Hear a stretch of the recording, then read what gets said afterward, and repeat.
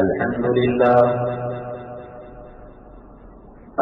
لله نحمده ونستعينه ونستغفره ونؤمن به ونتوكل عليه ونعوذ بالله من شرور أنفسنا ومن سيئات أعمالنا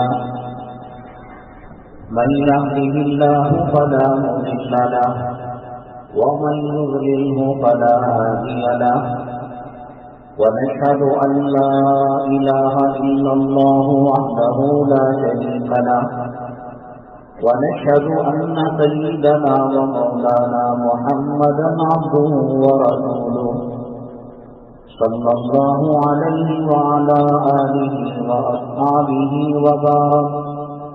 وبارك وسلم تسليما كثيرا أما بعد فأعوذ بالله من الشيطان الرجيم بسم الله الرحمن الرحيم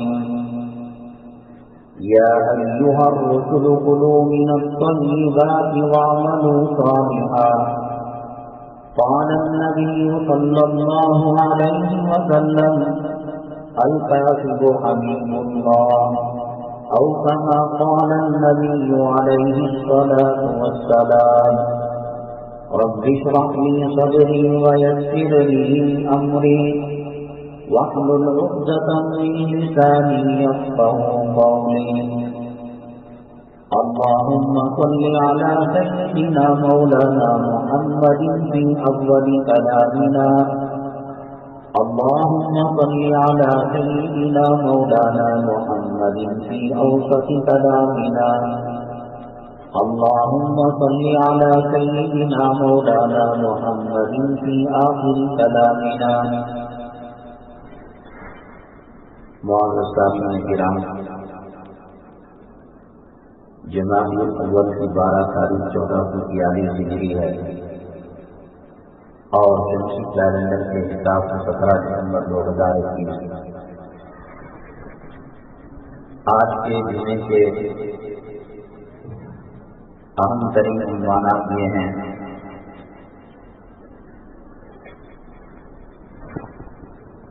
رزق حلال کی فضیلت کیا ہے اور رزق حرام کی نحوست کیا ہے،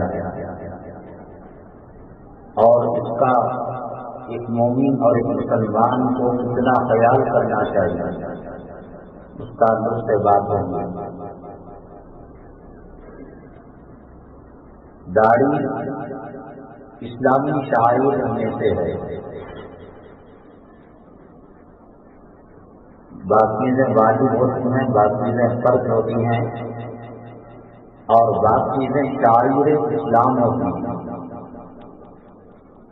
جو شعائر اسلام ہوتی ہیں وہ فرض واجب سے بڑھ کر اس کا مقام و مرتبہ ہوتا ہے.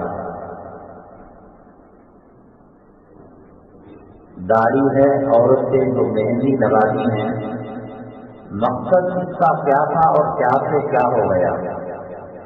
برقعے کا مقصد کیا تھا اور آج کیا ہو رہا ہے؟ امت محمدیہ صلی اللہ علیہ وسلم بڑی تیزی کے ساتھ زوال پذیر ہو رہی ہے. اپنا کھویا ہوا مقام، اپنی کھوئی ہوئی عزت اگر بحال کرنا ہے اللہ اور اس کے رسول پاک صلی اللہ علیہ وسلم کے بتائے ہوئے طریقے پر چلنے سے ہوگا. اس امت کے اندر اب کوئی نبی اور رسول تو آنے والے نہیں، لیکن اللہ کے نبی صلی اللہ علیہ وسلم نے حضرات علماء کرام کو نبی کا وارث اور نبی کا جانشین بتایا ہے.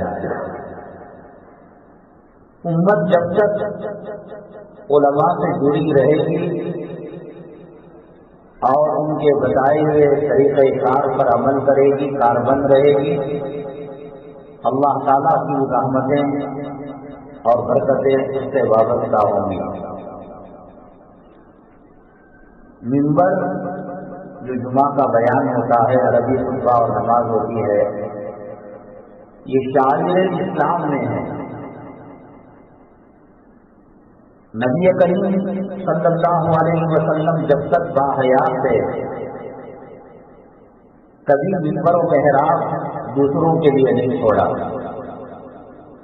سفر میں بھی جاتے تھے تو امامت آپ ہی فرماتے تھے.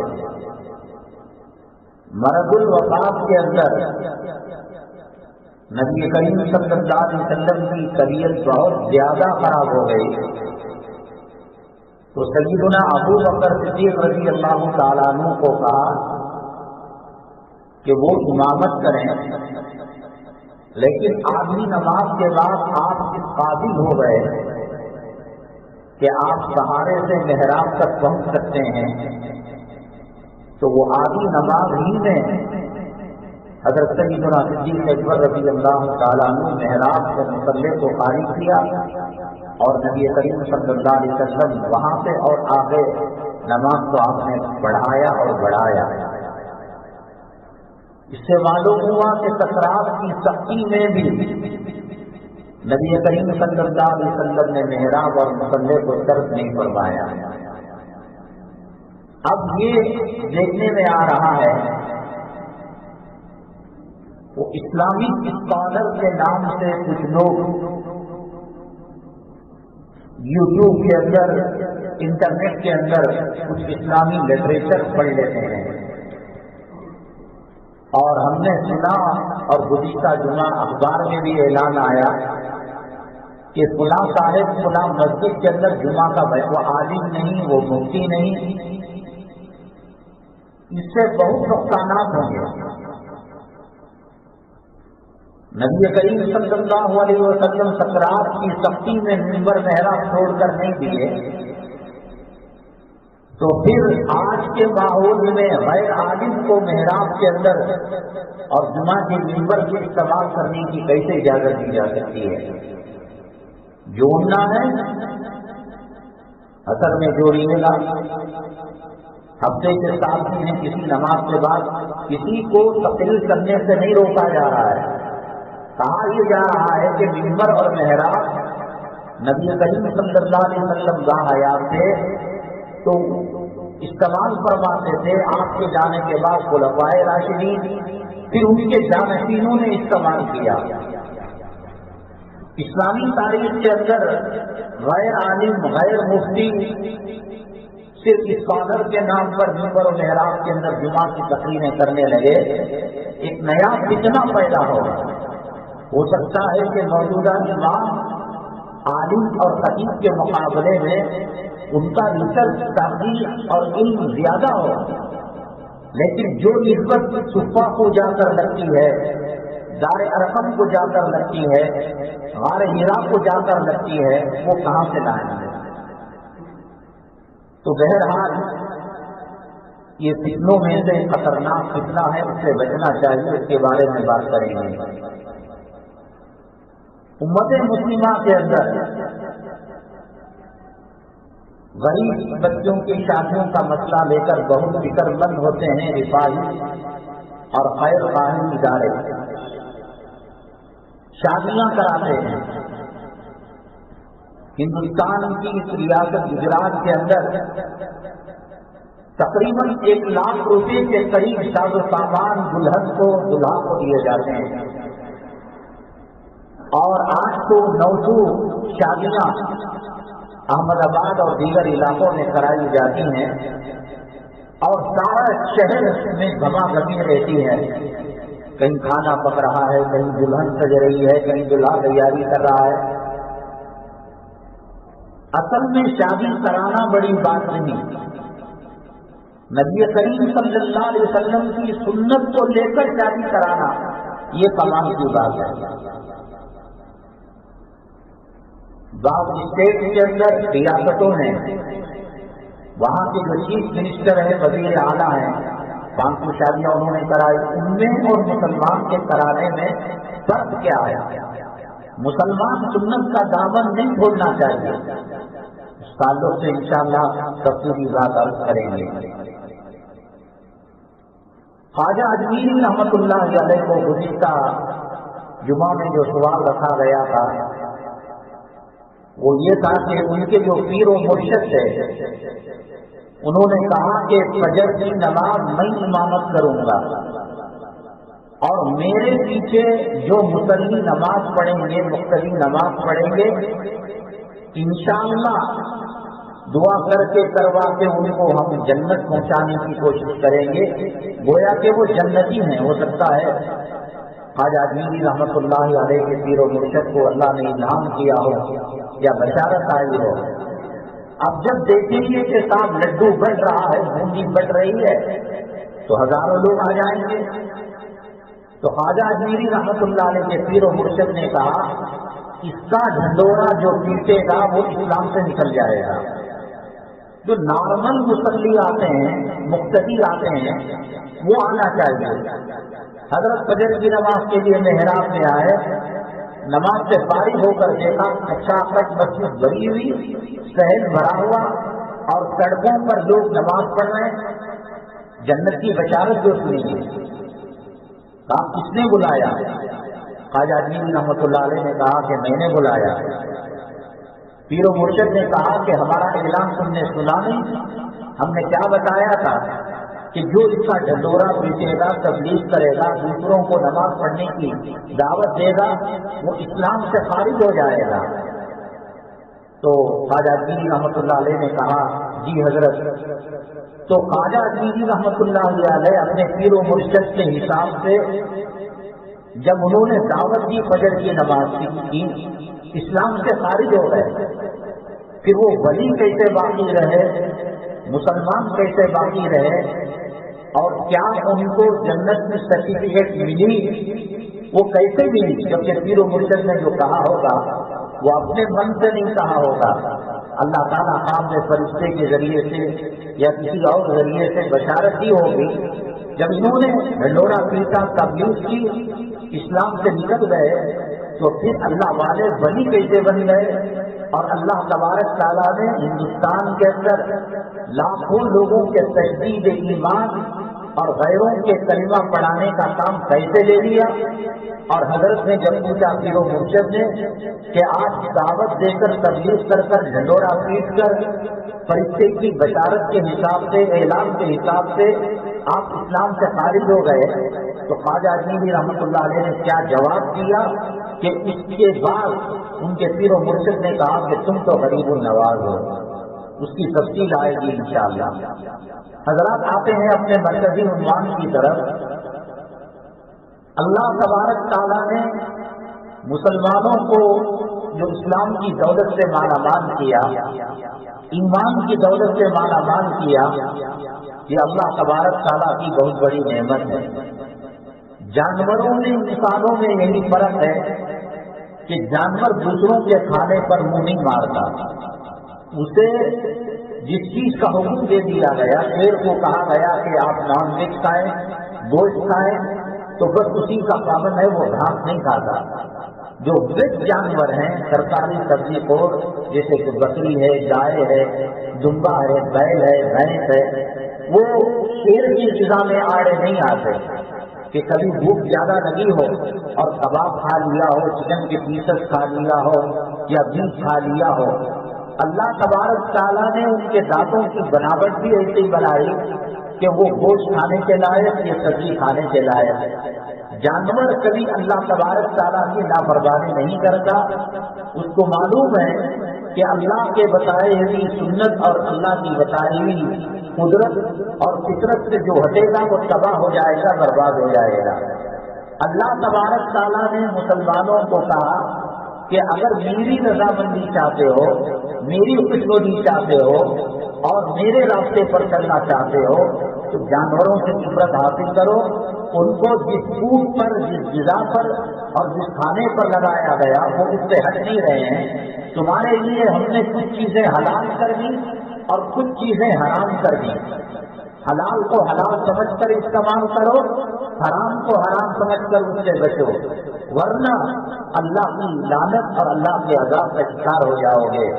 نبی کریم جناب محمد رسول اللہ صلی اللہ علیہ وسلم نے فرمایا جس کے پیٹ کے اندر حرام کا ایک لقمہ چلا جاتا ہے اب وہ جا کر وہ ٹکتا نہیں فریج میں کوئی چیز ہم نے رکھی ہے تو ایسا رکتا نہیں ہو، وہ خون بنتا ہے، وہ فضلہ بنتا ہے، وہ گنجا پیشاب بنتا ہے اور کچھ حصہ جسم کا حصہ بنتا ہے، تو ایک لقمہ بھی اگر کوئی کھاتا ہے تو وہ جسم کا کچھ حصہ بنتا ہے۔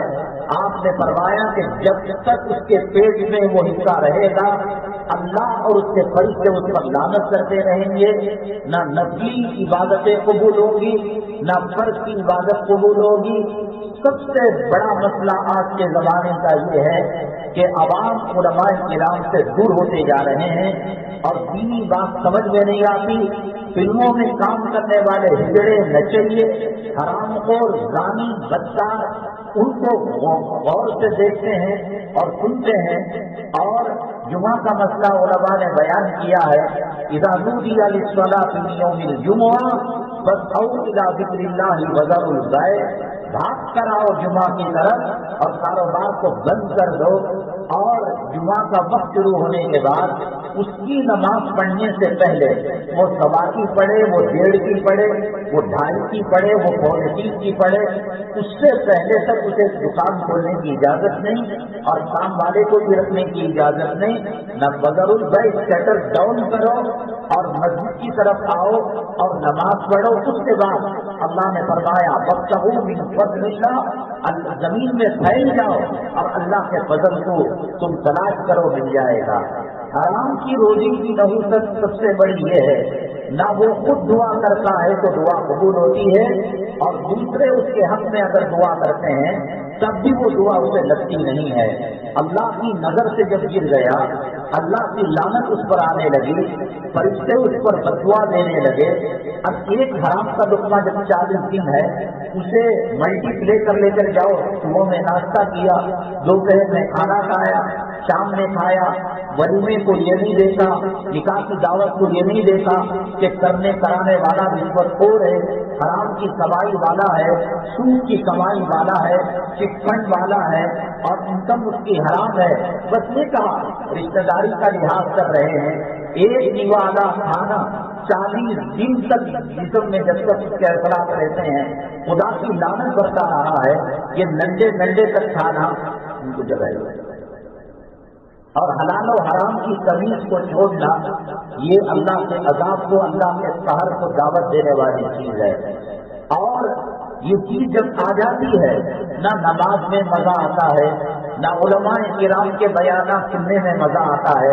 ہم بہت سالوں سے غور کر رہے ہیں کہ جمعہ کے وقت ہر دوسری تیسری جمعہ کو یہ بات کہتے ہیں کہ جو لیٹ سے آتا ہے اور کاروبار کر رہا ہوتا ہے، مسجد کی آواز اس کی چائے کی دکان تک، اس کی ٹیلرنگ کی شاپ تک، اس کی برتنوں اور کپڑوں کی دکان تک جا رہی ہے، تو اس کو اندازہ ہوتا ہے کہ امام صاحب اردو تقریر کر رہے ہیں، چلو ابھی یہ بھی کر لیں یہ بھی کر لیں۔ وقت کے شروع ہونے کے بعد جو کمائی حلال تھی وہ سور کے گوشت کی طرح حرام ہو جاتی ہے، شراب کی طرح حرام ہو جاتی ہے، سٹے کی طرح حرام ہو جاتی ہے، جوے کی طرح حرام ہو جاتی ہے، رشوت کی طرح حرام ہو جاتی ہے، سود کی طرح حرام ہو جاتی ہے۔ اس کی حرام کی کمائی کا ڈر اور خوف پیدا ہونے کے لیے ہم یہ الفاظ استعمال کرتے ہیں کہ خنزیر کا پاخانہ کھا کر آ رہا ہے، کتے کا پیشاب پی کر آ رہا ہے، مرے ہوئے جانور کے گوشت کو چاٹ کر آ رہا ہے۔ غیرت ہوتی، حیا ہوتی اور بات سمجھ میں آتی، آدمی توبہ کر لیتا کہ میں خود اپنے پیٹ کے اندر انگارے بھر رہا ہوں اور اپنی بیوی اور اپنے بچے اور بوڑھے ماں باپ کے پیٹ کے اندر جہنم کا لہو ڈال رہا ہو، پیپ ڈال رہا ہو۔ کلمہ کی بات سمجھ میں آ جاتی ہے، ڈرامے کی بات سمجھ میں آ جاتی ہے، فلم کی بات سمجھ میں آ جاتی ہے، سیاسی کتوں کی بات سمجھ میں آ جاتی ہے۔ یہ کیوں نہیں سمجھ میں آ رہا ہے کہ داڑھی ہونا اگر مر جائے اس حالت میں قبر میں نبی کریم صلی اللہ علیہ وسلم کا دیدار نہیں ہوگا، میدان محشر میں اللہ کے نبی صلی اللہ علیہ وسلم کے حوض کوثر پر جب جائے گا، اللہ کے نبی صلی اللہ علیہ وسلم فرمائیں گے ہٹ جاؤ، دور ہو جاؤ، میری سنتوں سے تمہیں محبت نہیں، کافروں چماروں गवारों, भेड़ों, खड़मूटों का चेहरा बना कर लेकर आए हो। अल्लाह के नबी सल्लल्लाहु अलैहि वसल्लम धक्का देकर वहां से निकाल देंगे। क्या शफाअत का परवाना मिलेगा, क्या अल्लाह तबारक तआला रहमत की निगाह से देखेंगे। किसको फिक्र क्यों नहीं हो रही है? इसलिए कि जब हराम के लुत्फ रहते हैं तो आदमी को दीन की बात समझ में नहीं आती, उलमा की बात समझ में नहीं आती, कुरान की बात समझ में नहीं आती, हदीस की बात समझ में नहीं आती। उसे लाल कहो कि तू यहूदी का चेहरा बनाया हुआ है और तू ईसाई का चेहरा बनाया हुआ है, और तू अपनी बीवी बच्चियों को, लड़कियों को जो कपड़ा पहनाया हुआ है वो हराम का कपड़ा, वो नाचने वाली रनियां और बाजारी औरतें और दहेज काम करने वाली, गंदा काम करने वाली दानिया बदकार औरतों का ये कपड़ा है। क्यों समझ में नहीं आता? ये समझ में आता है कि ये कारोबार में नफा है, यूं समझ में आता है इसको बहू बनाकर लाएंगे, बहुत पैसा मिलेगा। इसका बाप करने के बाद दुनिया समझ में आ रही है हराम रोजी की सबसे बड़ी लागत और हराम रोजी की सबसे बड़ी नहूसत ये कि दीन उससे होकर गुजर जाता है। मस्जिदें खाली खाली रहती हैं, अगर कोई नचैया आ जाए, कोई कव्वाली वाला आ जाए, सारे लोग उस पर टूट पड़ते हैं और सारे लोग उसे देखना चाहते हैं। यहाँ सदा लगाई जाती है, हय्या अल सलाह, आ जाओ नमाज की तरफ, हय्या अल फलाह, आ जाओ कामयाबी की तरफ। कामयाबी तुम्हारे दुकानों मकानों में नहीं है, कारखानों में नहीं है, दौलत में नहीं है, रुपयों पैसों में नहीं है। बहुत सख्त बात है, इसके बावजूद आज कितना लोग हराम से बचते हैं। इन्होंने एक डायरी बना ली है, उसमें लिखा है कि सुगर हराम है, जुआ हराम है, सट्टा हराम है, शराब हराम है। मैं ये समझता हूँ कि 100% के एतबार से नहीं, 1000% के हिसाब से नहीं, 1 लाख की तादाद के हिसाब से नहीं, 1 करोड़ के अंदर अगर शरीयत का थर्मामीटर लगाकर चेक कराया जाए तो शायद 2-4 लोग निकलेंगे जो हलाल की रोजी इस्तेमाल करते होंगे। आप कहेंगे मौलाना हम फ्रूट का काम करते हैं, फ्रूट का बेचना भी हलाल है, खरीदना भी हलाल है, कपड़े का, बर्तन का, चप्पल का, ये सब हम कारोबार करते हैं। उस कारोबार के अंदर लोन लिया गया, उस कारोबार के अंदर चिटफंड का पैसा लिया गया और उस कारोबार के नापतोल के अंदर झूठ बोला गया। इंडिया के माल को इम्पोर्टेड बनाया गया, चाइना के माल को जापान बनाया गया। आप बताइए, वॉशिंग मशीन रिपेयर करने वाले, 2 व्हीलर रिपेयर करने वाले, कार रिपेयर करने वाले, मिस्त्री और पुलिस और यहाँ से वहाँ तक रेफ्रिजरेटर रिपेयर करने वाले, AC रिपेयर करने वाले, क्या आपको इत्मीनान है? कभी भी जिंदगी में इत्मीनान नहीं हुआ। एक 20 रुपए की चीज उसके अंदर गई हुई रहती है, वो बिल बढ़ाकर पेश करता है और हजारों रुपए लूटता है। इसको पता नहीं कि क्या गया है क्या नहीं गया है। अब बताइए वो कमाई हलाल की कमाई है, आराम की कमाई है? मैकेनिक का काम करना शरीयत की नुक्ते नजर से हलाल है, कपड़ों का कारोबार करना हलाल है, जूतों का कारोबार करना हलाल है, लेकिन कितने लोग सच बोलकर कारोबार करते हैं? अल्लाह ताला ने कलाम पाक में इरशाद फरमाया, वैलुल लिल मुतफ्फिफीन, तबाही है, बर्बादी है। और जहन्नम के अंदर एक वादी है गैर, और जहन्नम खुद रोजाना 70 मरतबा उससे पनाह मांगती है। कारोबार के अंदर, नापतोल के अंदर और दूसरे मामलात के अंदर जो झूठ से काम लेता है, खियानत से काम लेता है। कितने लोग हैं यूं कह सकते हैं आप कि साहब मैंने अपना टीवी रिपेयर करने के लिए दिया, LCD रिपेयर करने के लिए दिया, मोबाइल रिपेयर करने के लिए दिया। क्या आप इत्मीनान कर सकते हैं? जो लोग डीलर का काम किया करते हैं, गाड़ी की पूरी जो है अच्छी अच्छी चीजें निकाल लेती हैं, मालिक से कुछ और बात करते हैं, खरीदार से कुछ और बात करते हैं, जमीन का कारोबार हो, मकानों की दलाली हो, दुकानों की दलाली हो, शादी की ब्रोकरी हो, कहाँ कौन सच बोलता है? आप बताइए। हमारे महल्ले में ये दर्जी ईमानदार है, दर्जी की बात आई, जो कपड़ा पहनना लड़कियों को नाजायज है, मुझे बताइए कि ऐसा कपड़ा پڑا جس سے عورت کے سینے کا ابھار نظر آ رہا ہو اور پیٹھ کے اندر چاند کٹ ہو اور آستین کے اندر کٹ مار دیا گیا ہو. میں نے بتایا جو اسلام سے دور ہوں گے، جو علماء سے دور ہوں گے، جو دین سے دور ہوں گے، یہ دہشت درندے، یہ دنیا کا فیشن اور یہ فلموں کی تہذیب، یہ ڈراموں کا کلچر کپڑوں کو نوچ نوچ کر کھا لے گا. اور وقت ایک وہ آئے گا، آپ جن پینٹ دیکھیے بڑھے کے پاس پھٹی ہوئی ہے، دھوپڑ کے پاس پھٹی ہوئی ہے، وہ وقت قریب میں آئے گا کہ شرمگاہ کے پاس سوراخ ہوگا، جانے والے گلی کے کتے اور سور اس کے اوپر لعنت برسائیں گے. اب یہ بے حیائی کیوں سمجھ میں نہیں آ رہی ہے؟ یہ قسم کے کپڑے سلنا اور فروخت کرنا، جس کا پینا حرام ہے شراب، اسے بیچنا بھی حرام ہے.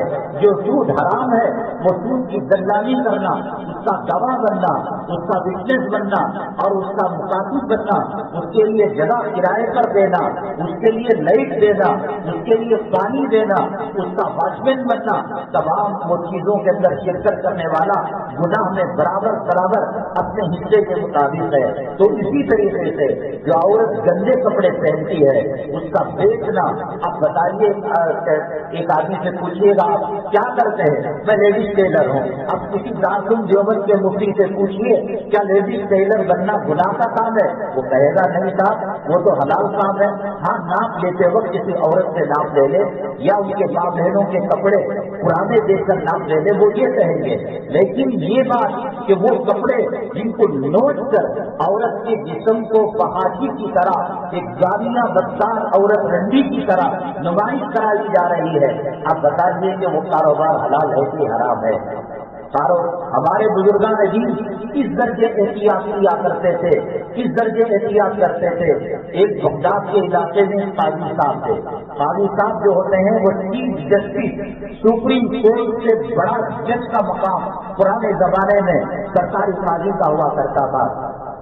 ان کی لڑکی جوان ہوئی، اب مرو، شریعت پر عمل نہیں کر رہے ہو اور شریعت پر چلے نہیں اور اللہ اور اس رسول صلی اللہ علیہ وسلم کی تعلیمات پر عمل نہیں کیا کہ نکاح کو آسان بناؤ، نکاح کو آسان بناؤ.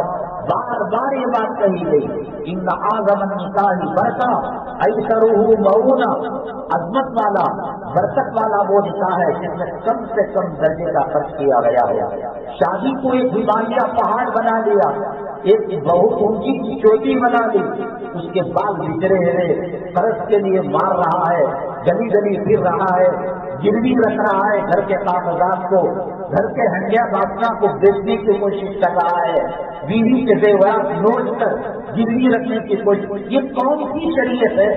یہ کون سا دھرم ہے؟ یہ کون سا مذہب ہے؟ شادی کو جب مشکل بنایا، وہ لڑکی جو ہمیشہ گلوچ میں رہتی ہے، نقاب میں رہتی ہے، پیر میں ساکھ پہنے میں رہتی ہے، جب مسلمانوں نے شادی کو مہنگا کر دیا اور زنا کو آسان کر دیا، نبی کریم صلی اللہ علیہ وسلم کی تعلیمات کو فراموش کر دیا، یہ لوگ جو پھگٹ کی شادیاں کراتے ہیں اور پھر اس کے بعد دلہنوں کی فوٹو یوٹیوب کے اندر ڈالتے ہیں.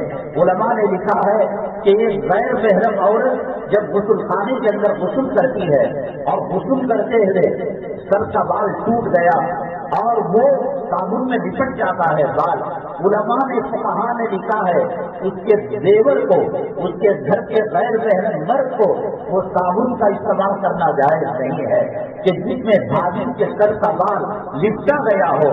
شریعت زنا کو جو روکتی ہے، زنا تک جانے والے ادنا سے ادنا درجے پر بھی تالا لگاتی ہے. اب دیکھیے کہ حکومت سے قانون بن رہا ہے، پہلے 18 حدیث تو یہ کہتی ہے کہ بچی جوان ہو جائے شادی کر دو.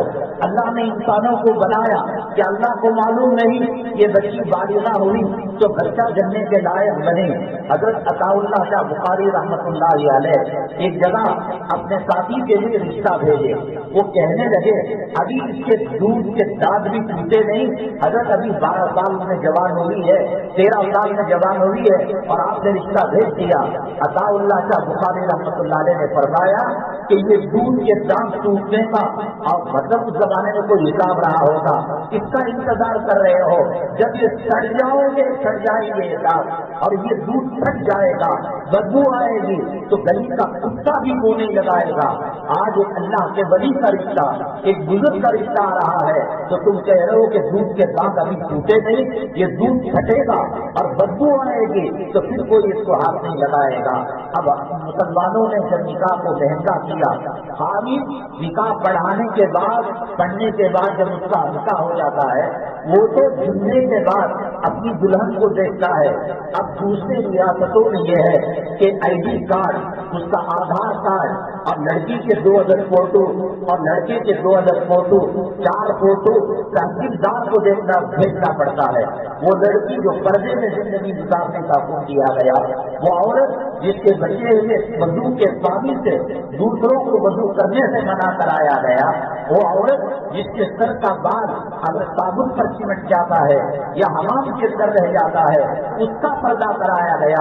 ایک خلوت، ایک کافر، ایک اللہ اور نبی کا دشمن، اسلام اور مسلمانوں کا دشمن، وہ سب سے پہلے یہ تو بعد میں اپنی عورت کو دیکھتا ہے دلہن کو، اب فوٹو بھیجنا لازم آ گیا۔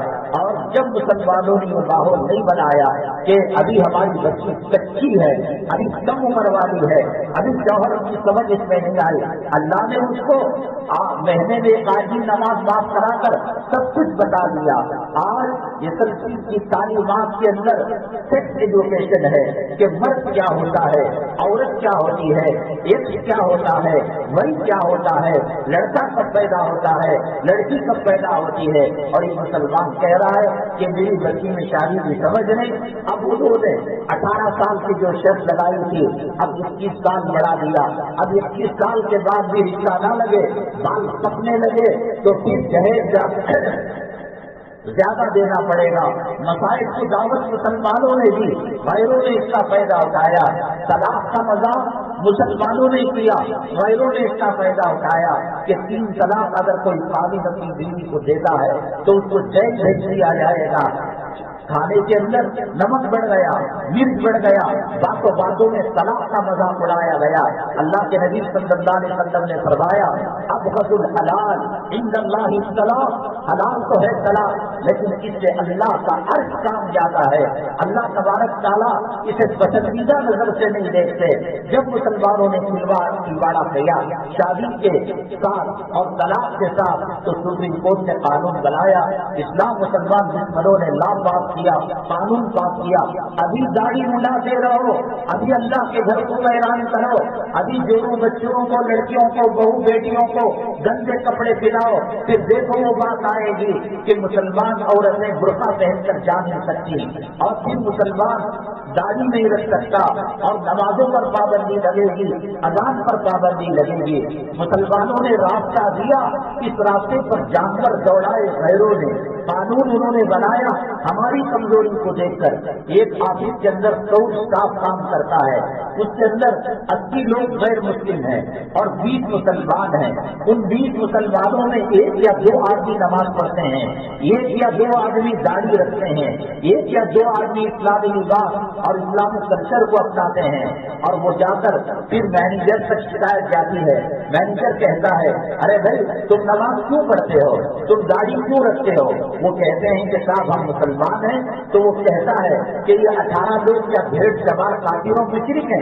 یہ بھی تو مسلمان ہیں، ان کا آئی ڈی بنا ہوا ہے، راستہ مسلمان دیتا ہے، حالات مسلمان بناتا ہے، اور جب قانون بنایا جاتا ہے تو سر پٹ رونے لگتا ہے۔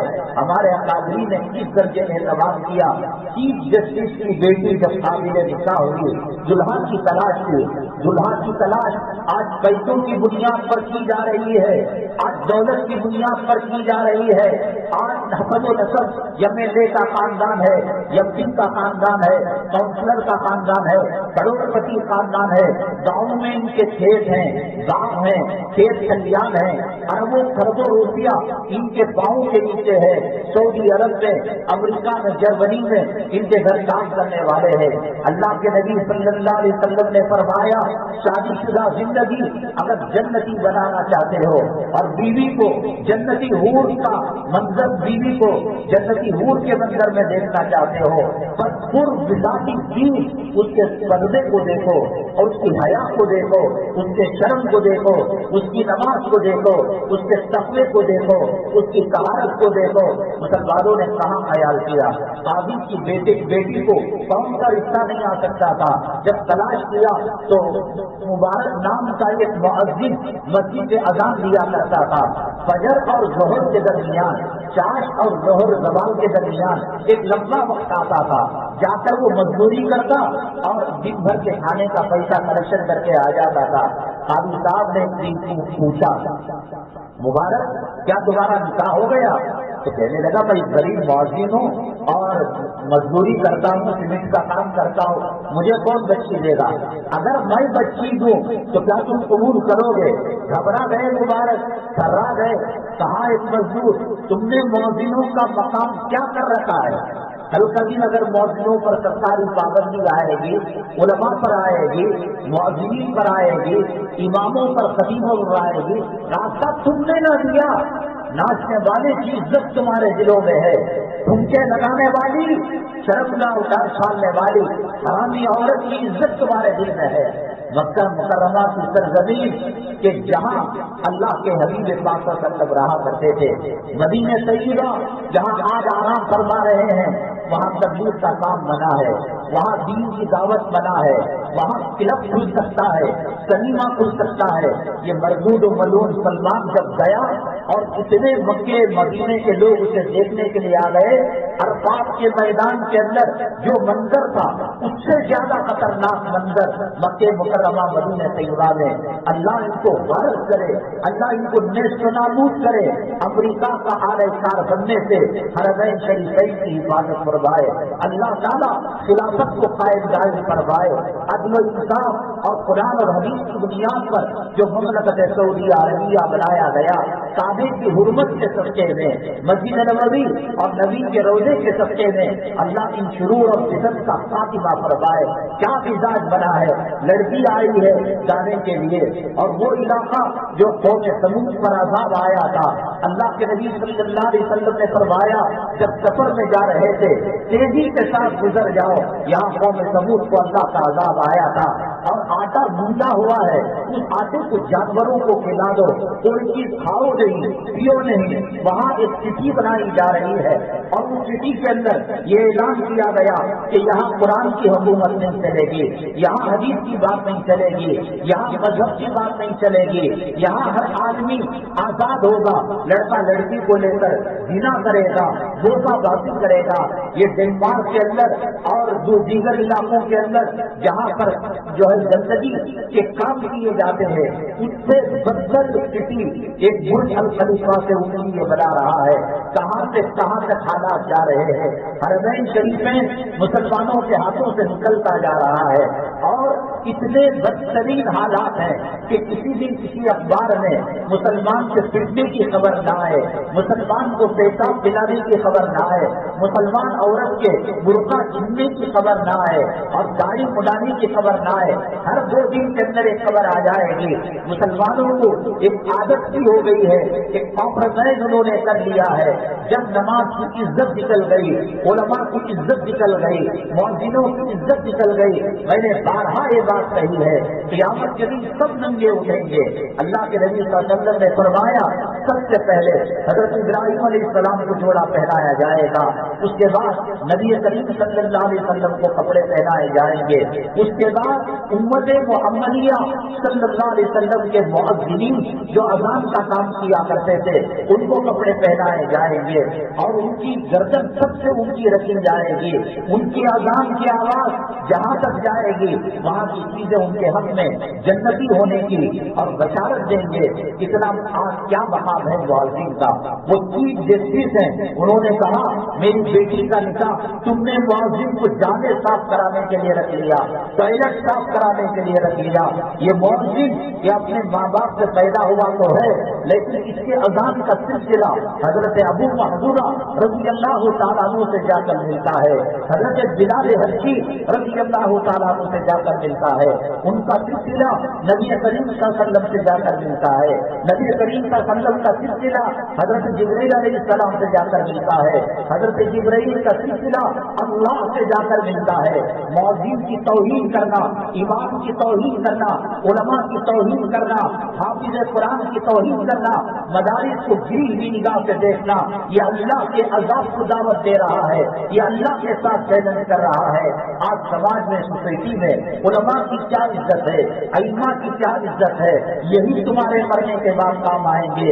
آپ ایک گناہ پاتی ہمارے گھر کو توشا بھیجتا تھا، رمضان میں ہدیہ دیتا تھا، بچی کی شادی کے وقت اس نے مدد کی، اور گھر کے اندر پانی گر رہا تھا، برسات کا، اس نے مکان کا انتظام کیا، یہ کیا وہ کیا۔ جو جملے دعا کے نکل جائیں گے اللہ تیرا اور میرا بیڑا پار کر دے گا۔ یہ کسی کام نہیں آنے کا، یہ ڈی سی بھی کام نہیں آنے کا، یہ ہوم منسٹر کام نہیں آنے کا، بلکہ یہ خربوز ہماری لاشیں کے سامنے آئیں گے، اللہ کی رحمت کے فرشتے ہٹ جائیں گے، اللہ کا عذاب نازل ہو جائے گا۔ مؤذنوں سے محبت کرو، علماء سے محبت کرو، حفاظ سے محبت کرو، اماموں سے محبت کرو۔ کل یہی میری اور آپ کی نماز جنازہ پڑھانے والے ہوں گے، جب چوتھی تکبیر پر اللہم اغفر لحینا و میتنا کہیں گے، ان کے دل میں بات آئے گی بالکل وقت میں یہ کام آیا تھا، جب بھی ملتا ہدیہ پیش کیا کرتا تھا۔ علماء کو گھر بلاؤ، کھانا کھلاؤ، بچوں کے ہاتھ سے ہدیہ دے کر امام صاحب کے پاس، علماء اور مؤذنین کے پاس ان کے ہاتھ سے دینے کراؤ، اور ان کا ہاتھ بچوں کے سر پر پھیرو۔ شروع سے تم نے ٹی وی دکھائی، تم نے سات بہو کے جھگڑے دکھائے، تم نے ڈرامہ دکھایا، تم نے پکچر دکھایا، تم نے امام کی عزت نہ کی، علماء کی عزت نہ کی، مؤذنوں کی عزت نہ کی۔ وہ چیف جسٹس تھے، وہ عادل تھے، وہ اللہ والے بھی تھے، انہوں نے پہچان لیا ان کے اندر گڑ ہے، مبارک کے اندر کہا کہ میں تیری شادی کروں گا۔ میں نے بتایا کہ جو لوگ 30 اللہ نکاح پڑھاتے ہیں، یہاں کسی کی جامع مسجد میں ہر مہینے میں ایک مرتبہ، کبھی بلال مسجد میں، کبھی کسی علاقے میں، نکاح تو اللہ نے ان کے جوڑے عرش کے پاس باندھ دیے تھے، آسمانوں کے اندر بنا دیے تھے۔ نکاح کرنا کمال نہیں، نکاح کے اندر جہیز دے کر جہیز کو بڑھاوا دے رہے ہو، نکاح کے اندر ویڈیو گرافی کر کر، تصویر کشی کر کر، وہ دلہن جس کو ابھی دلہا نہیں دیکھا تھا، یوٹیوب کے اندر ویڈیو پکڑ کر ڈال کر اس کی حرمت، اس کی عزت، اس کی عصمت کی چادر کو چاک چاک کر رہے ہو۔ آج اس کی غریبی کا مذاق اڑا رہے ہو، آج اس کی فقری کا مذاق اڑا رہے ہو۔ آج جمعہ میں نکاح کیا، رات کو عصر کے بعد یوٹیوب کے اندر آ گیا، بیچاری اس کی کوئی عزت تھی، اس کا کوئی مقام تھا، اس کی غریبی کو، اس کی فقیری کا موقع اٹھا کر اس سے جا کر غیر محرم بات کر رہا ہے۔ کوئی اسپانسر کھڑے ہو کر اس کو مبارکبادی دے رہا ہے۔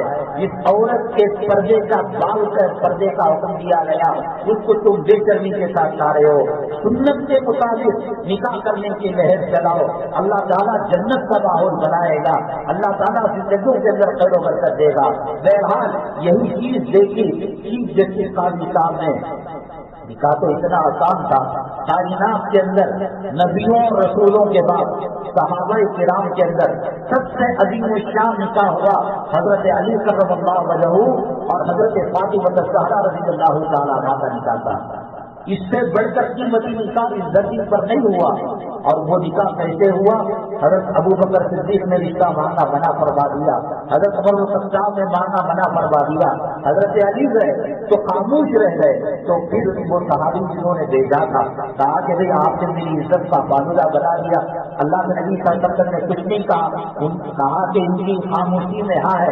حضرت فاطمہ رضی اللہ تعالیٰ عنہ سے وہ اجازت دے دیں گے، آپ ڈرنے کی ضرورت نہیں، بات طے ہو گئی، زبان دے دیا، وعدہ ہو گیا، نہ مہندی لگائی گئی، نہ شکرانہ کیا گیا، نہ میٹھا تقسیم ہوا، نہ کڑوا تقسیم ہوا، بس بات ہو گئی۔ نبی کریم صلی اللہ علیہ وسلم منبر رسول پر تشریف فرماتے، صحابہ کسی بیان کو سننے کے لیے تشریف، وہ جو سو رہے ان کا وضو گیا، ان کو کہیے آپ وضو کر کے آئیے، وضو ٹوٹ گیا آپ نماز پڑھیں گے تو بغیر تیز لگا کر سونے سے وضو جاتا ہے، آپ جائیے وضو کر کے آئیے۔ اللہ کے نبی صلی اللہ علیہ وسلم نے فرمایا دلہا کہاں ہے؟ اب بتائیے اتنا عظیم الشان نکاح ہو رہا ہے، حضرت علی بازار میں اپنے کام سے گئے ہوئے، بلایا اور اس کے بعد خطبہ نکاح پڑھا، اور ایجاب و قبول کرایا اللہ کے نبی صلی اللہ علیہ وسلم. دلہا کو پتا نہیں کیا روکے، کیا پیدل گروہ، کیا شکرانہ، کیا ولیمہ، کیا بفے سسٹم. جتنا کر رہے ہو خدا کے عذاب کو دعوت دے رہے ہو، میرے پاس اللہ کا کلام لاؤ، میرے سر پر رکھو، اللہ کی کعبے کے پاس لے کر جاؤ. اللہ کا کعبے کا جو دروازہ کھلتا ہے وہ کم کھلتا ہے، جو حدیم ہے، حدیم کا اندر کا حصہ داخل کعبہ ہے، وہاں سر پر قرآن رکھ کر جتنا فضول خرچی شادیوں کے اندر ہوگی، کوئی مئی کا لال باپ کے حلال نسخے سے پیدا ہوا تو بتا دے کہ میری زندگی کے اندر خوشیاں ہے.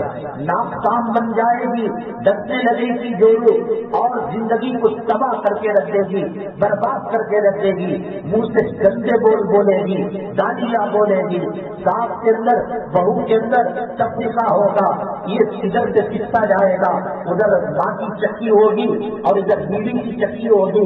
اس کا سنے تو یہ برا، اس کا سنے تو وہ برا.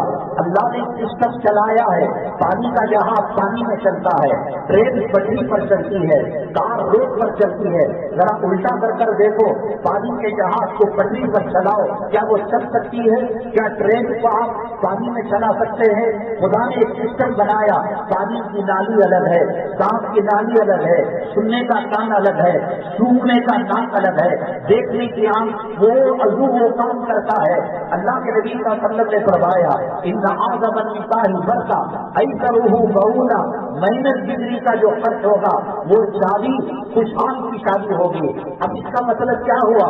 جس کے اندر بفے سسٹم رکھا گیا، طرح طرح نہ خدا ہی ملا نہ مثال سلم. تم سمجھتے ہو کہ نلڈے تک کھلا کر ان کو خوش کر دو گے؟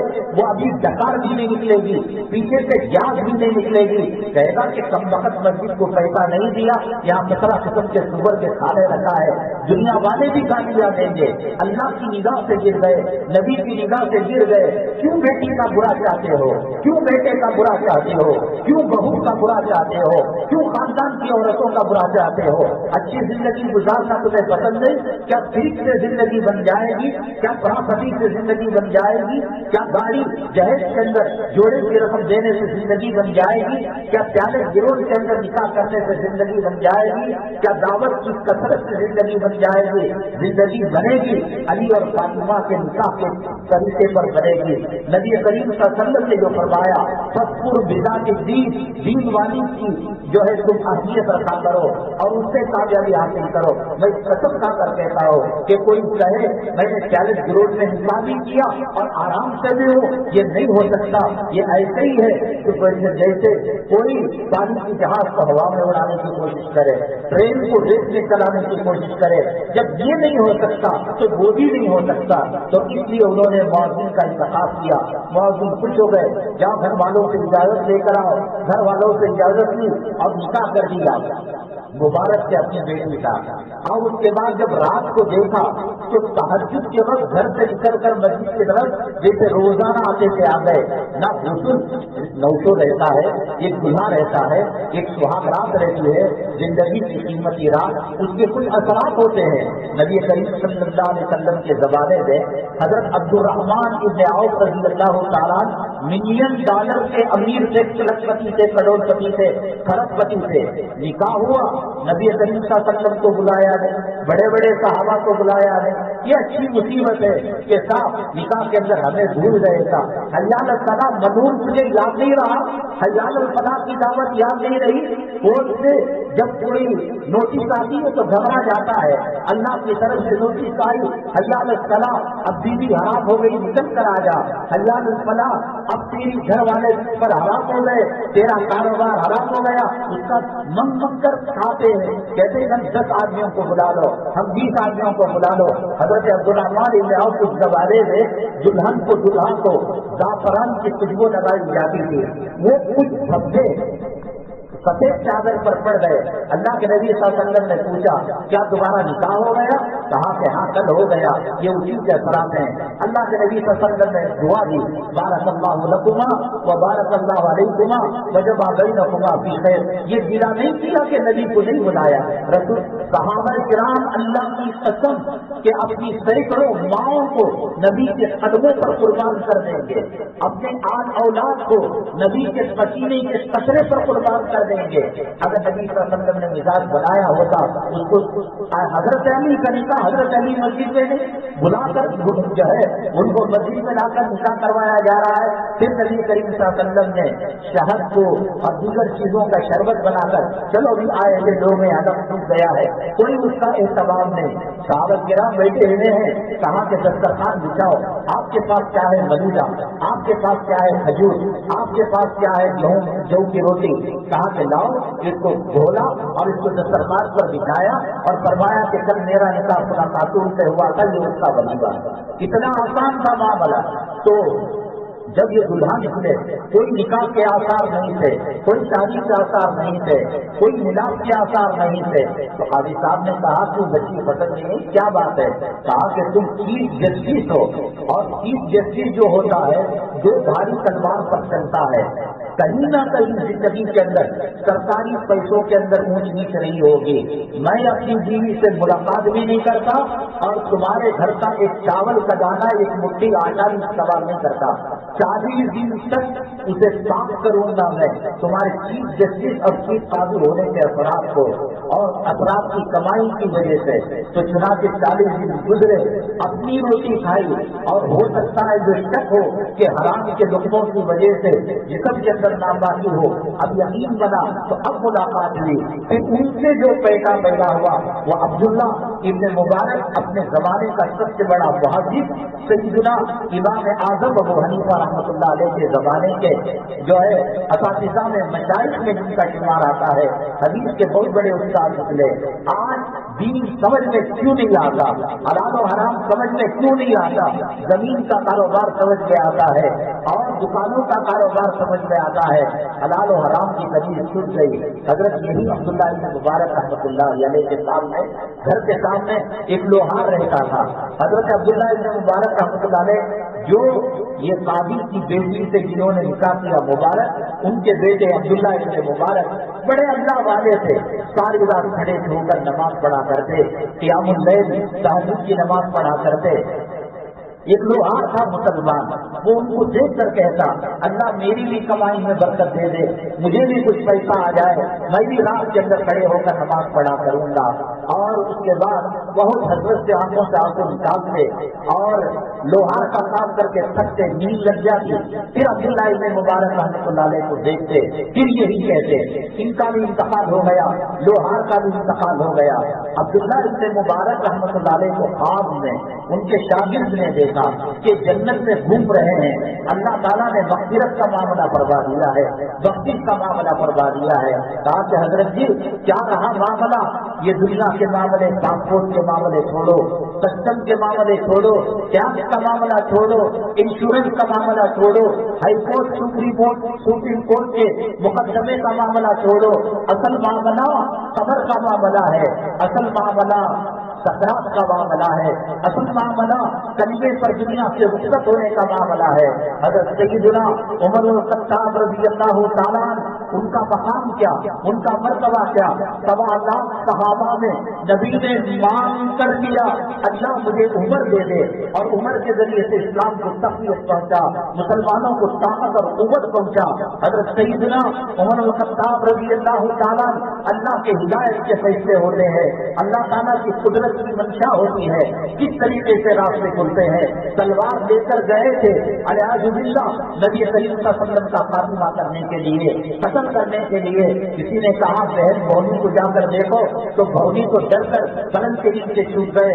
بہن بھی عمر بن خطاب کی تھی، انہوں نے کہا کہ ہم قرآن کو نہیں چھوڑیں گے، ہم اسلام کو نہیں چھوڑیں گے۔ اس کے بعد کہا کہ ایسا قرآن کہ تم موت سے بے خوف ہو کر اس کو سینہ لگانا چاہتی ہو، لاؤ تو صحیح नहीं, कहा कि ला यमस्सुहु इल्लल मुतahharun, तुम काफिर हो, तुम बागी हो, तुम अल्लाह के कलाम को छू नहीं सकते, जाओ वसूल करो और फिर मैं तुम्हें कलाम पाक पढ़ने की इजाजत दूंगी। नबी करीम सल्लल्लाहु अलैहि वसल्लम की दुआ अल्लाह के अर्श तक पहुंच चुकी थी। आपने दुआ की, अल्लाहुम्मा हदी बिअहदिक उमरैन, ए अल्लाह अमर बिन हिशाम और उमर बिन खत्ताब में से किसी को इस्लाम के लिए चुन ले। अल्लाह ताला ने इनके हक में हिदायत रखी थी। उमर बिन खत्ताब ने जब सूरह ताहा की आयतें पढ़ी, इन्ननी अनल्लाहु ला इलाहा इल्ला अना फाबुदनी वाक़िमिस सलात लिज़िक्री, कहा कि बहन मुझे अल्लाह का कलाम पसंद आ गया, मैं कुफ्र से तौबा करता हूँ, इस्लाम को कबूल करता हूँ। नबी करीम सल्लल्लाहु अलैहि वसल्लम तशरीफ फरमाते और आपके सहाबा ने खबर दी कि उमर बिन खत्ताब आ रहे हैं। कहा अगर वो बुरी नीयत से आएगा बुरा अंजाम होगा, आने दो, वो अच्छी नीयत से आ रहा है, इंशाअल्लाह इस्लाम को मुसलमानों को तक़वियत पहुंचेगी। उन्होंने ईमान और इस्लाम कबूल कर लिया। जैसे ही कबूल किया, खाने काबा के मकाम के अंदर, घर गली के अंदर नल के पास लड़ना ये कोई भी लड़ लेता है, इलेक्शन के मौके पर ताकत दिखाना ये कोई भी दिखा लेता है। जब आफत इस्लाम पर आती है, जब आफत मुसलमानों पर आती है, जब आफत जेलों के अंदर मुस्लिम औरतों को, नौजवानों को ठोस कर आती है, जब आफत नबी करीम सल्लल्लाहु अलैहि वसल्लम का कार्टून बना कर आती है, जब आफत कलाम पाक की तौहीन के रास्ते से आती है, ये हाजिर पीने वाले, ये जिन को जाने वाले, ये काउंसलरों और मिनिस्टरों के पीछे जिंदाबाद मुर्दाबाद के नारे लगाने वाले कहाँ मर जाते हैं? किस जानवर का पेशाब पीने के लिए चले जाते हैं? किस जानवर का पाखाना खाने के लिए चले जाते हैं? असल तेरी मर्दानगी ये है कि उस अजान को बुलंद आवाज से करा दे, नमाज की इजाजत दिलवा दे, इस्लामी शायर का महल्ले के अंदर उसकी हिफाजत करवा दे।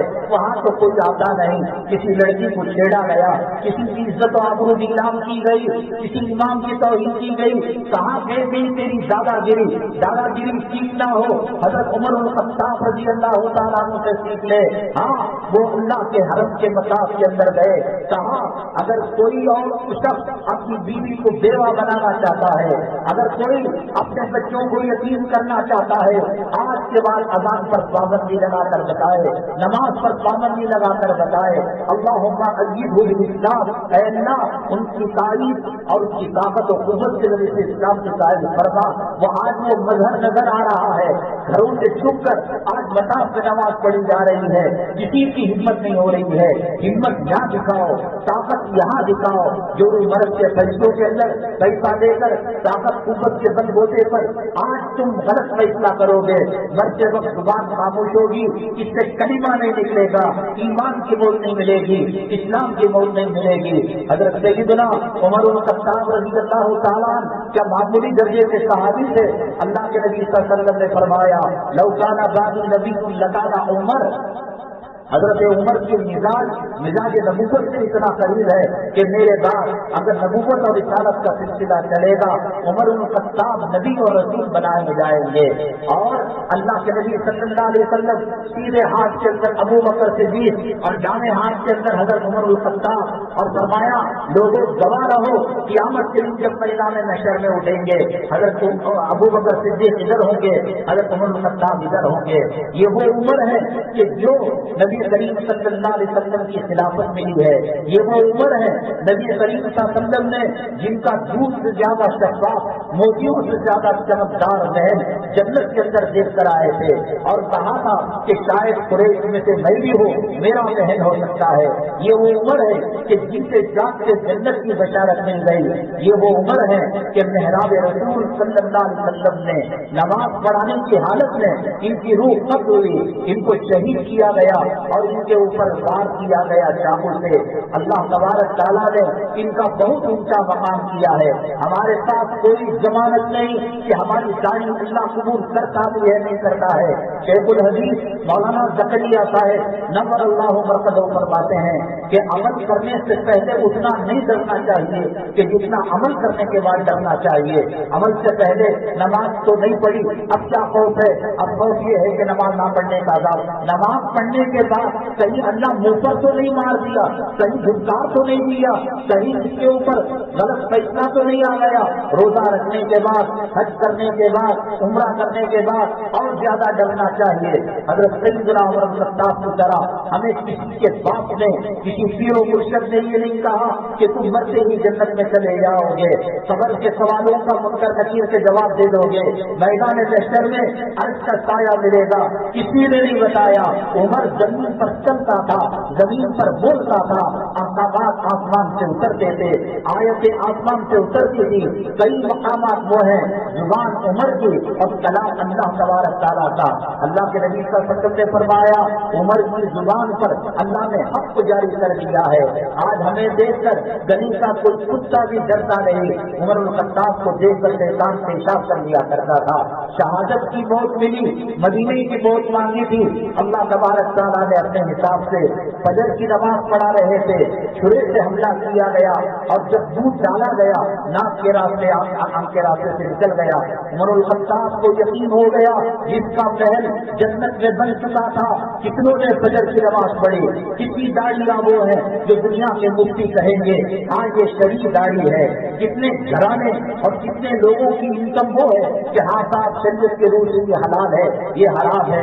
شادی بیاہ کے موقع پر، بفے سسٹم کے موقع پر کیا کسی نے تحقیق کی یہ حرام خور آدمی تھا، یہ سود خور آدمی تھا، یہ رشوت خور آدمی تھا، اس کی کمائی حرام تھی، یہ سسٹم چلانے والا پیٹ، کتے کے پیٹ کو پاپی کا سوال جو ملا اس کو ہضم کرنے لگا۔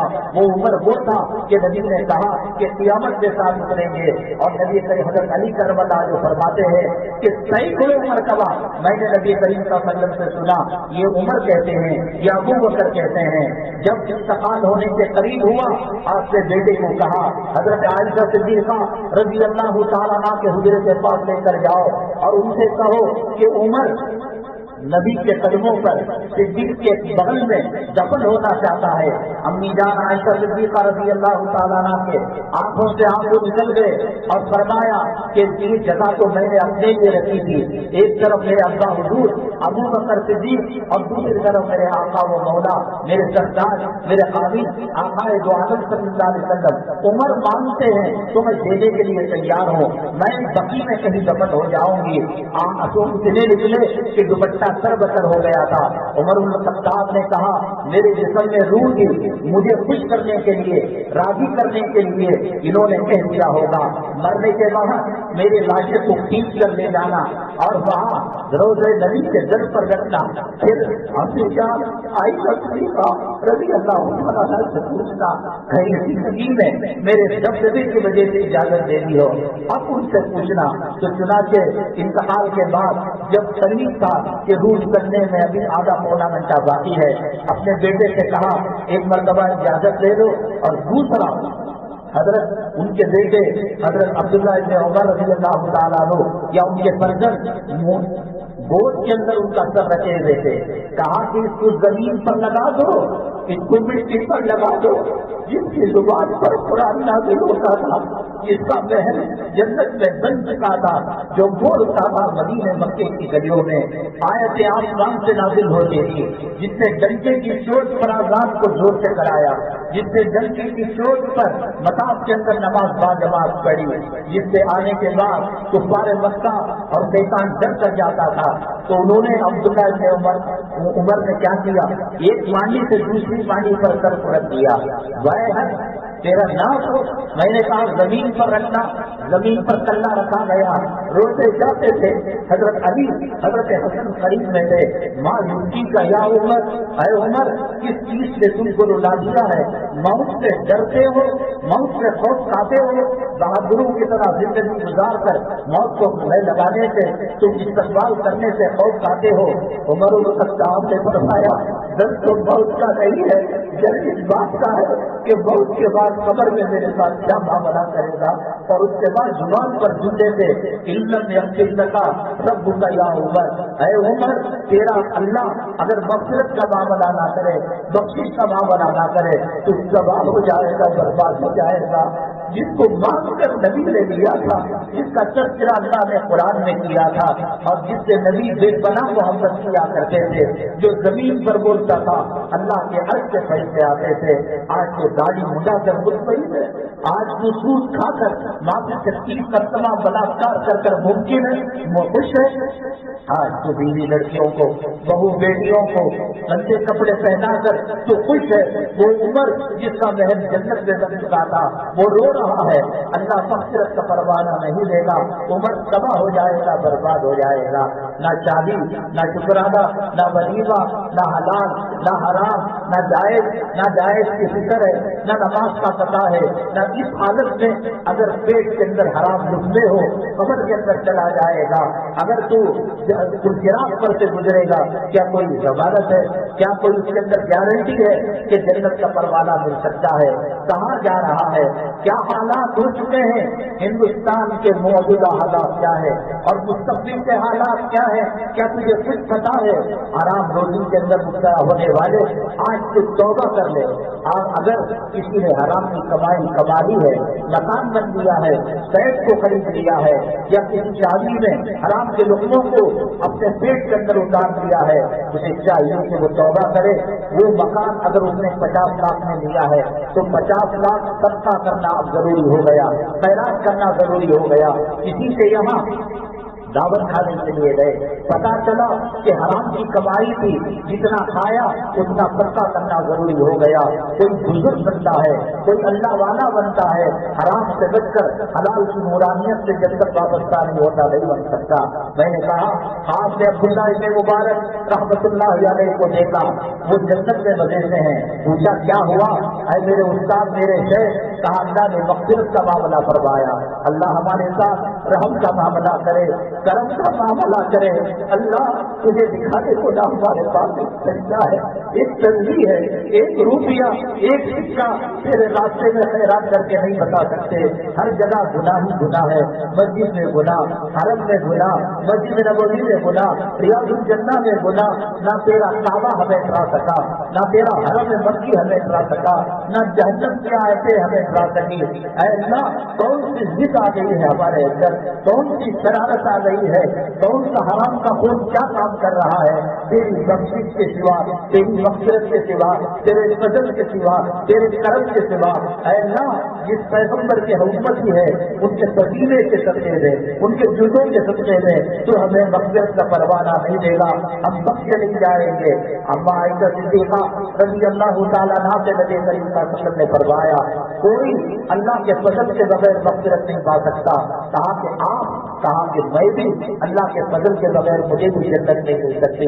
جب آقا نے فرما دیا تو اور میں اس کھیت کا مولی ہوں، داڑیاں رکھ لے، سنت کا اہتمام کر، کہا کہ آپ تو جنت میں ہیں، تو عبداللہ ابن مبارک رحمۃ اللہ علیہ نے فرمایا میرے سے زیادہ بڑھیا اور اچھی حالت میں اور اچھی منزل میں اور اچھے محل میں وہ لوہار ہے، وہ تو اتنی نماز نہیں پڑھتا تھا، وہ اتنا رات کو جگتا نہیں تھا، بلکہ عبداللہ ابن مبارک کو دیکھ کر حسرت کرتا تھا، تو لوہار کو پوچھا گیا، حضرت عبداللہ ابن مبارک نے کہا کہ میں نے پوچھا، کہا کہ وہ لوہار کا کام کرتا تھا، لوہے کو انگار میں دے کر کپاتا تھا اور اس کو جو شکل و صورت دینا ہوتی وہ دیتا تھا، تو چنانچہ جب ہتھوڑا اٹھاتا اذان کی آواز آ جاتی، وہ ہتھوڑے کو پیچھے ہی ڈال دیتا، آگے نہیں بڑھاتا۔ اب یہ اللہ تعالیٰ کی طرف سے بلاوا آ گیا ہے، اب میں دنیا کا کام کرنا میرے لیے حرام ہو گیا ہے، تو ان چیزوں سے نورانیت پیدا ہوتی ہے۔ دارالعلوم دیوبند کے اندر استاد تھے، بلکہ محترم یعقوب صاحب نانوتوی رحمۃ اللہ علیہ، دیوبند کے ایک گاؤں کا نام ہے، ایک گھٹیارا تھا گھاس کاٹ کر بیچنے والا، وہ روزانہ گھاس کاٹ کر بیچتا، تو 1 پیسہ گھر والوں کے لیے، 1 پیسہ صدقہ خیرات کے لیے، 1 پیسہ سال بھر جمع کر کر بزرگوں کو دعوت کے لیے۔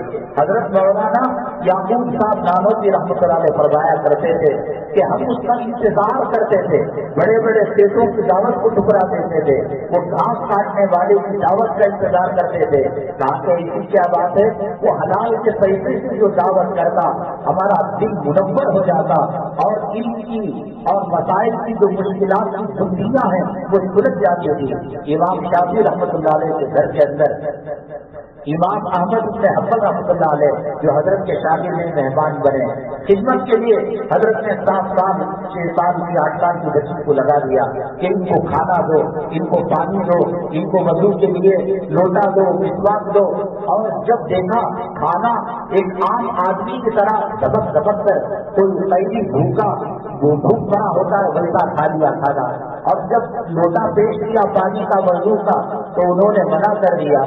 تو امام شافعی رحمۃ اللہ سے بٹیا کہنے لگی حضرت آپ کا ابو جان تعریف کرتے تھے بہت بڑا اللہ والا ہے، بہت بڑا فقیر ہے، تو حضرت نے کہا کھانا کھا لیا تو مہمان ہے ہم پوچھ نہیں سکتے کیوں 10 روٹیاں کھا لی 20 روٹیاں کیوں کھا لی، سارا کباب کیوں کھا لیا، بادل کیوں الٹ دیا، یہ تو پوچھ سکتے ہیں کہ جب وضو کا پانی پیش کیا گیا تہجد کے اندر آپ بے وضو نماز کیوں پڑھے؟ امام احمد بن حنبل رحمۃ اللہ علیہ نے فرمایا کہ دسترخوان پر ٹوٹنے کی وجہ یہ ہے کہ وہ حلال رزق ہونے کی وجہ سے اللہ کی رحمتیں برکتیں مجھ پر نازل ہو رہی تھی، تو خون سارا کھا کر میں اپنے جسم کے اندر خدا کی رحمت اور برکت کو ڈالنا چاہتا تھا۔ کہا کہ تم نے وضو کیوں نہیں کیا تہجد میں فجر میں؟ کہا کہ جب کھا لیا تو کلام پاک کے سینکڑوں مسائل جو اور جگہ حل نہیں ہوتے تھے وہ آپ کے کھانے کی برکت سے اللہ نے حل فرما دیے، اور جب میں جگ رہا تھا مسائل لکھ رہا تھا تو میرا وضو ٹوٹا ہی نہیں، میں عشاء کے وضو سے فجر کی نماز پڑھنے لگا۔ حلال روزی سے دل سمجھ میں آتا ہے، حرام روزی سے علماء کا بخت پیدا ہوتا ہے۔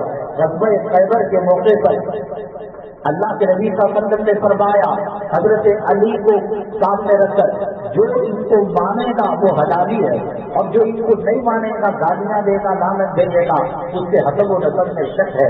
اس کے بعد حضرت علی کا نام اللہ والے جب تک حیات تھے ڈی این اے لیاب تو نہیں ہوتا تھا، کسی کے تعلق سے جو معلوم کرنا ہوتا کہ صاحب یہ حلالی ہے یا حرامی ہے تو ان کو پوچھا جاتا حضرت علی کے بارے میں کیا رائے ہے، اگر اچھی رائے رکھتا تو کہ سمجھا جاتا کہ یہ ڈی این اے کے اندر پاس ہو گیا یا حلالی ہے۔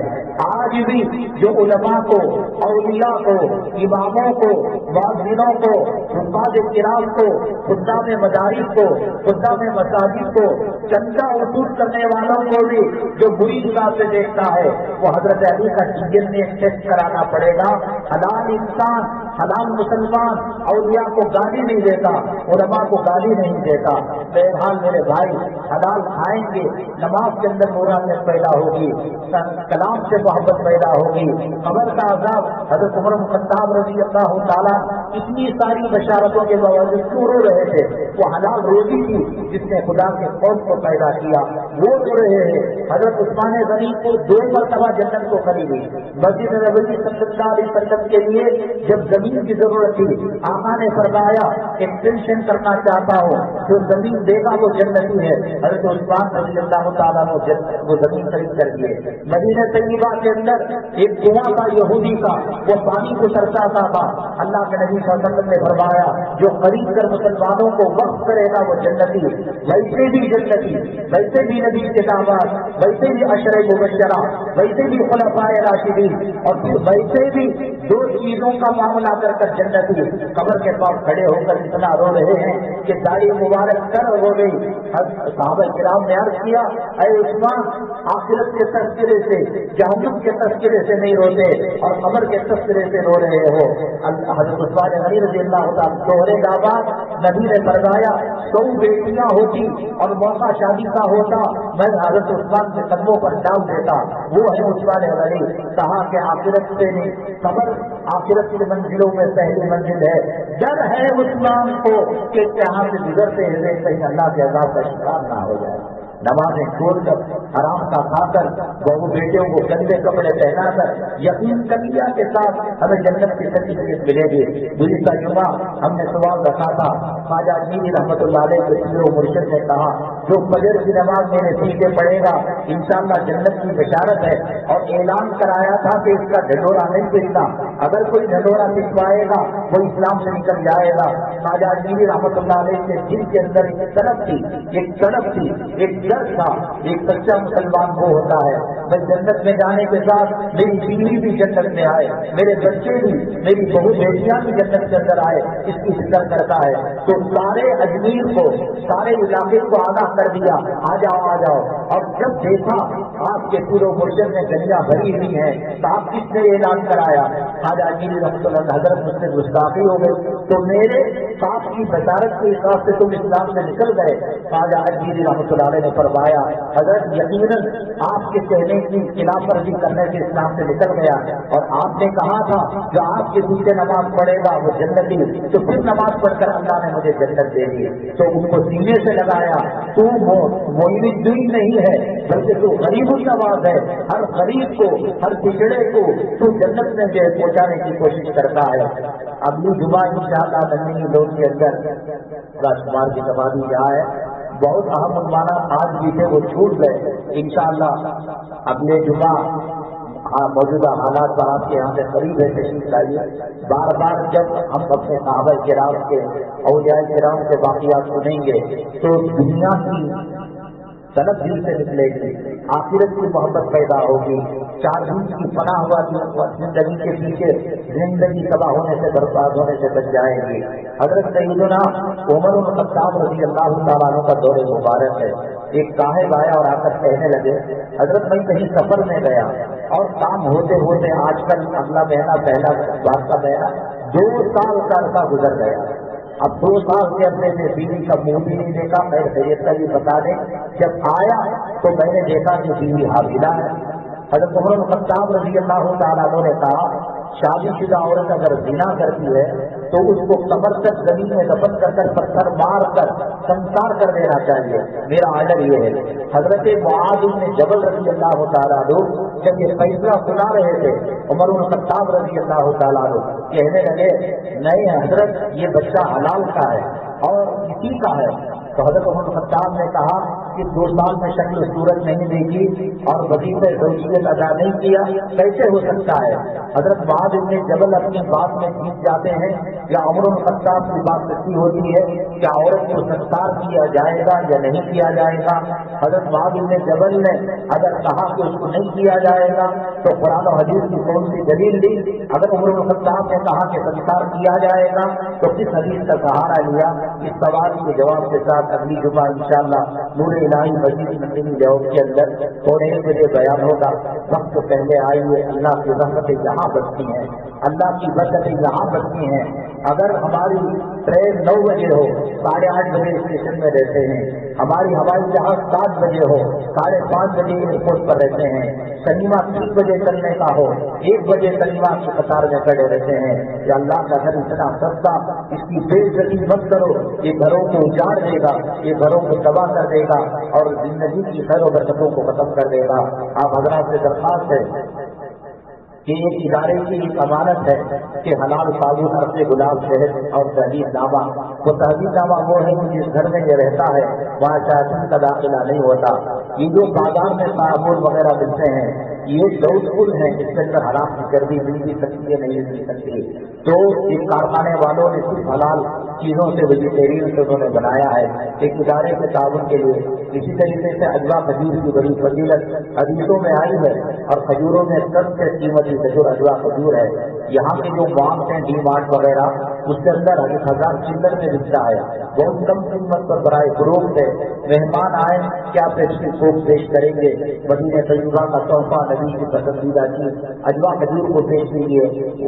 اللہ تبارک تعالیٰ ہمیں موجودہ فتنوں سے اور آنے والے حالات کی آزمائش کی حالات سے حفاظت فرمائے، ایمان پر ثابت قدمی نصیب فرمائے، ایمان پر خاتمہ نصیب فرمائے۔ آمین۔ واقعہ الحمد للہ رب العالمین۔